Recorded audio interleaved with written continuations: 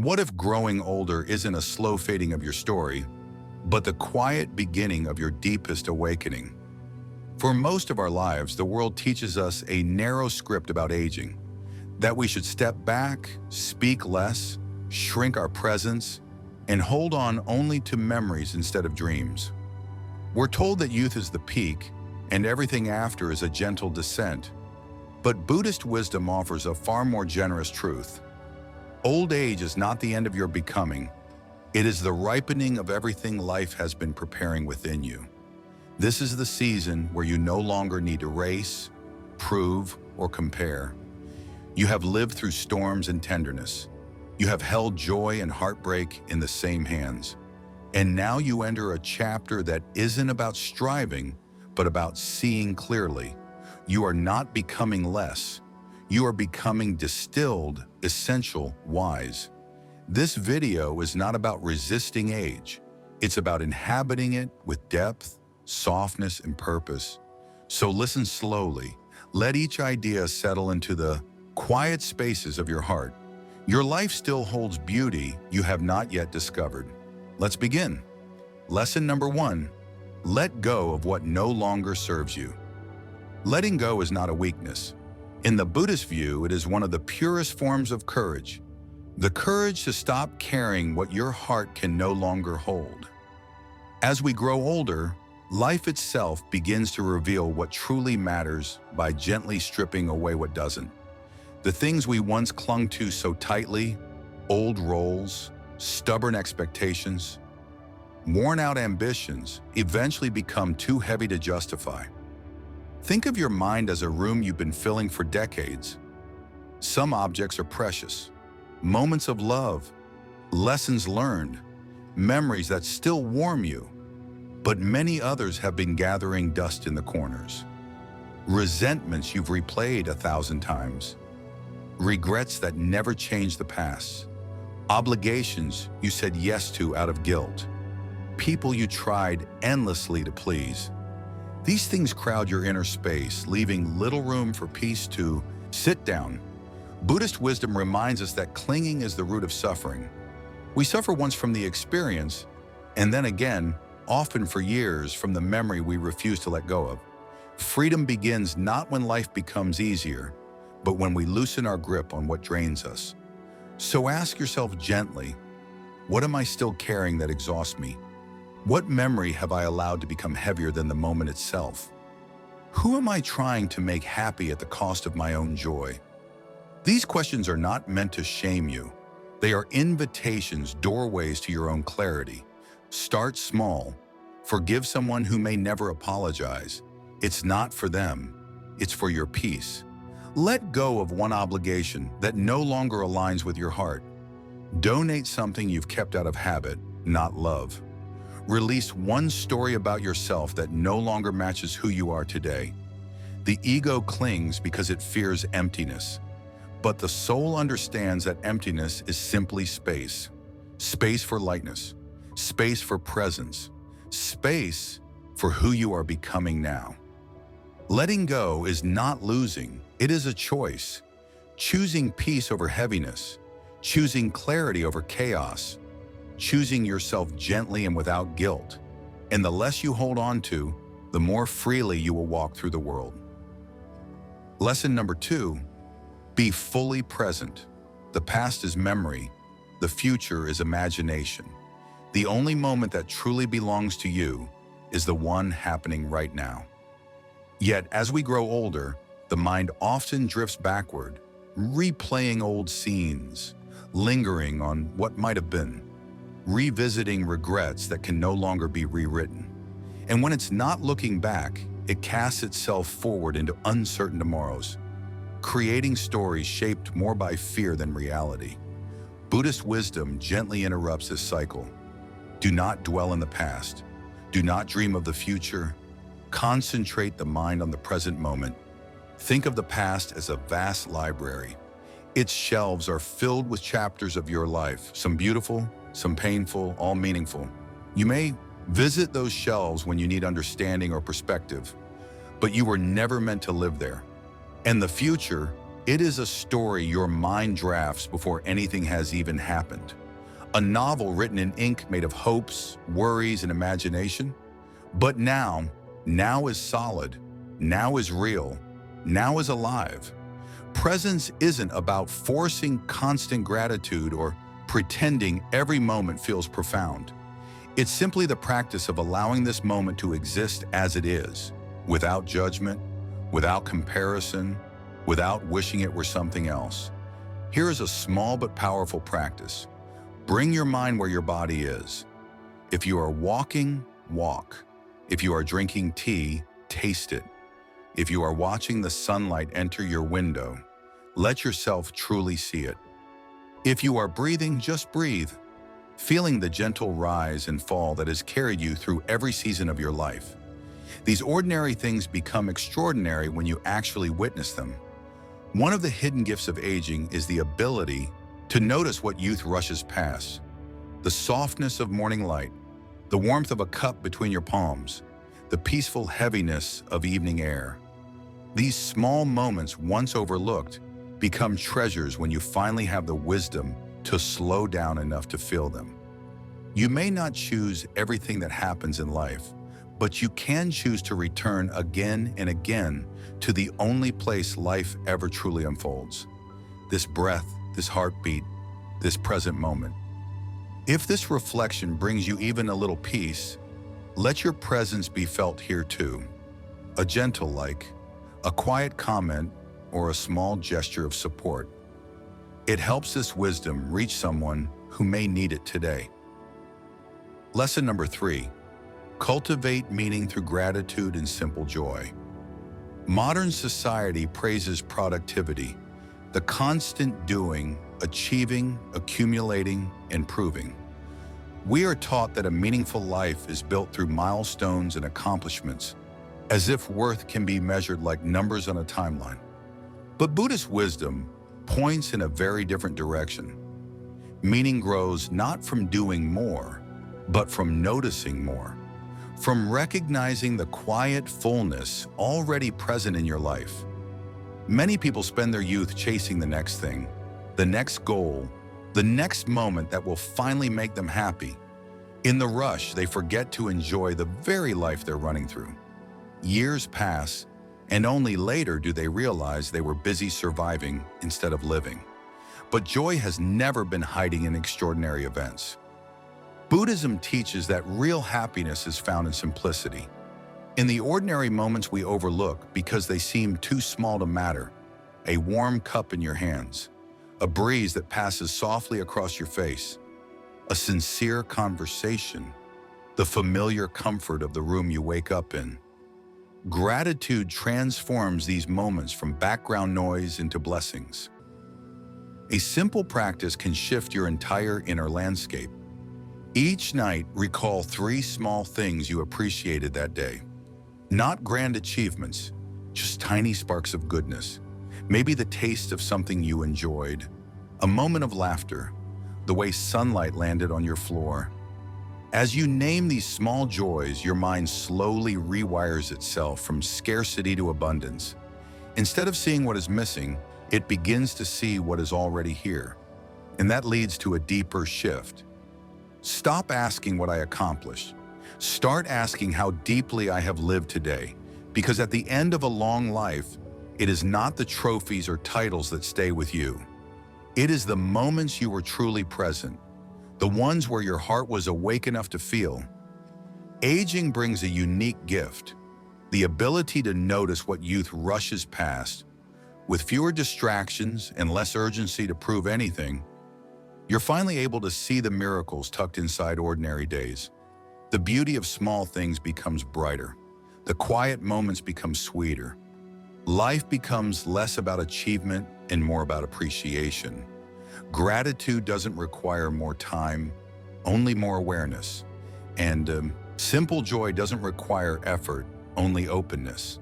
This is the treasure of later life. Not the strength of youth, but the vision to recognize the sacred hidden in the everyday. Lesson number 4, protect your peace through wise relationships. There comes a time in life when you finally understand this simple truth. Not everyone deserves access to your peace. In our younger years, many of us tolerated far more than our hearts could handle. We stayed in draining relationships out of obligation. We kept the peace by abandoning our own needs. We feared loneliness more than we feared losing ourselves. But aging brings a quiet clarity. You begin to see that emotional harmony is far more valuable than the illusion of togetherness. A full room means nothing if your spirit feels empty inside it. In Buddhism, there is the idea of sana, not a large crowd, but a nourishing circle. A true community is not measured by numbers, but by the quality of the energy it brings into your life. Sometimes, your entire essay is one person, or even simply yourself. Anyone who brings calm instead of chaos, who listens rather than judges, who sees who you are becoming rather than who you used to be, that person is worth keeping close. As you grow older, you gain a profound right, the right to choose who gets to sit at your emotional table. You can love people from a distance. You can wish them well without welcoming them back into your daily life. You can bless their path without allowing their storms to spill into yours. Love does not always require proximity. Peace certainly doesn't. Ask yourself quietly, who nourishes me? Who drains me? Who sees the present version of me? Not the outdated story they prefer. Your answers will tell you more about your future than your past ever could. And remember this line, one that carries deep Buddhist wisdom. If it costs my peace, it is too expensive. You have paid enough in stress, in silence, in self-sacrifice. You no longer owe anyone access to your inner world just because you once played a role in theirs. You deserve relationships that feel like home, warm, safe, steady, not relationships that feel like battlegrounds where you must explain, defend, or shrink yourself just to belong. At this stage of your life, choose peace over presence. Choose quality over quantity. Choose the company that helps your spirit breathe, because your energy is sacred now. Your time is precious, and your heart, after everything it has lived through, has earned the right to rest in gentle hands. Lesson number 5, accept impermanence and make peace with change. Everything changes. Your body, your relationships, your priorities, even the way you understand yourself, all of it shifts over time. Impermanence is not a flaw in life's design. It is the design. Yet this truth often becomes sharper, more painful as we age. One day you look in the mirror and the face staring back doesn't quite match the version of yourself you still hold in your mind. People you love drift away or disappear suddenly. Roles you once wore proudly begin to dissolve. And in the quiet that follows, you may wonder, who am I now? Buddhist wisdom offers a gentle and liberating answer. You are not the things that change. You are the awareness witnessing the change. When you stop identifying yourself with shifting circumstances, a deep peace becomes possible. The world may move, the body may age, relationships may transform, but the one observing all of it remains steady, spacious, untouched. Think of life through the metaphor of the seasons. Spring blossoms, summer thrives, autumn releases, and winter rests. Each season is temporary, but each is necessary. Aging is simply the winter of human life, a season not of decline, but of refinement. A season where noise softens, clarity rises, and the unnecessary gently falls away. Winter is quiet, but it is sacred. Without it, nothing could bloom again. Instead of fighting the changes you see, try this simple practice. Whenever something shifts, your routine, your energy, your relationships, even your reflection, pause and say softly, "It is changing." Naming the change helps loosen the resistance around it. And where resistance loosens, suffering begins to dissolve. Acceptance does not mean resignation. It means acknowledging reality without letting it disturb your inner balance. It means trading bitterness for gratitude, comparison for presence.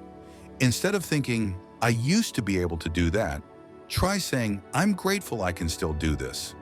That small shift opens the heart instead of closing it. When you stop wrestling with impermanence, life becomes lighter. You realize that every fleeting moment is precious exactly because it will not last. If nothing changed, nothing would matter. There would be no urgency, no beauty, no meaning in the experiences we hold dear. Embrace impermanence not as a loss, but as the gentle reminder that each breath is a gift. And the more you make peace with change, the freer and more fully alive you become. Lesson number 6, live with compassion. Your legacy is how you made people feel. At a certain point in life, a quiet question begins to rise within us. What will remain of me when I'm gone? The ego answers with achievements, recognition, status, and success. But Buddhist wisdom offers a far gentler, far more enduring truth. Your real legacy is the compassion you leave behind in the hearts of others. Compassion is not simply kindness. It is the ability to look at another human being and recognize your shared humanity, their fears, their hopes, their hidden battles. It is the softening of the heart, the willingness to extend warmth without expecting anything in return. It is saying, through your presence alone, I see your suffering and I honor it. Yet as people grow older, something paradoxical happens. Many become more forgiving of others, but harsher toward themselves. They carry old mistakes like heavy stones. They judge their aging bodies. They look back at past decisions with regret instead of tenderness. But compassion must begin inward. You cannot pour from a cup you refuse to fill. Try this simple but profound Buddhist practice. Wherever you are, when you encounter someone, a loved one, a stranger, even a person who is difficult, silently repeat, just like me, this person wants to be happy. Just like me, this person suffers. Just like me, this person deserves peace. These words dissolve invisible walls. They turn conflict into understanding and distance into connection. Compassion shows itself in the smallest gestures. The moment you listen without interrupting or judging, the soft tone you choose instead of frustration, the gentle smile you offer someone who feels unseen, the forgiveness you extend to someone who may never apologize.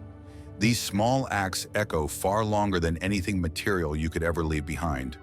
And never forget, your presence alone can be healing. When you sit with someone in patience, you give them a rare gift in this hurried world: attention. When you respond with warmth, you give them safety. When you choose peace, you become a reminder that kindness is still possible. You don't need to move mountains to matter. You don't need to leave behind grand achievements. The world does not remember the noise. It remembers the warmth, the gentle ones, the patient ones, the ones whose lives whispered, "It's okay to soften here." Your inner peace becomes a quiet light that naturally extends outward, touching others in ways you may never fully know. And that light, that compassion, is the legacy that truly lasts. Aging is not a closing chapter. It is a deepening one. You are not here to rush anymore. You are here to live gently, to see clearly, to love without fear, and to walk with the quiet wisdom you've earned through every season of your life. These lessons are not demands. They are invitations to breathe more softly, to choose peace, and to honor the beauty that is still unfolding within you. If today's reflections touched your heart, let your presence be felt. A like, a comment, or a simple subscription helps this circle of calm reach someone who may need it more than you know. Thank you for spending this time in stillness with me. May you be peaceful. May you be present. May you be free.